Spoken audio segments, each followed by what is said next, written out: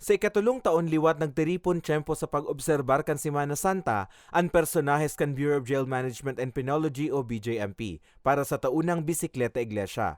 Alagad apuera sa personahes kan BJMP kabali man sa fun bike ang miyembros kan iba pang organisasyon. Ahensyas de gobyerno siling kan Army, Philippine National Police, Coast Guard asin iba pa.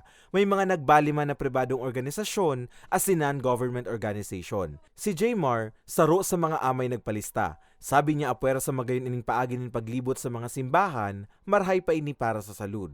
Siyempre, exercise. So, makakatulong doon sa mga parang katawan natin, lumakas. Sa regional office kan BJMP ang puon kan pagpidal na malibot sa ruta man kan Mayon 360. Asin bibisitahon ang mga simbahan sa nasambit na ruta. Taong 2018 pinunan ang bisikleta iglesia, nasundan kan 2019. Alagad na pinjente asin ngunya na taon liwat ginibo. Ugmaan BJMP sa aktibong partisipasyon kan mga nagbale sa fun bike.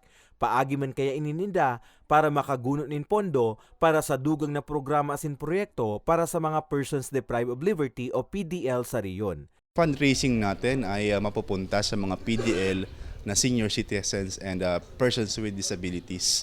Sa katunayan, nung pangalawang bisikleta iglesia, nagkaroon kami ng funds at nai-procure ito, pampili ng industrial sewing machine at naibigay ito sa Pulangi District Jail na ngayon naman ay ginagamit ng ating mga PDL na ginagawang livelihood program nila.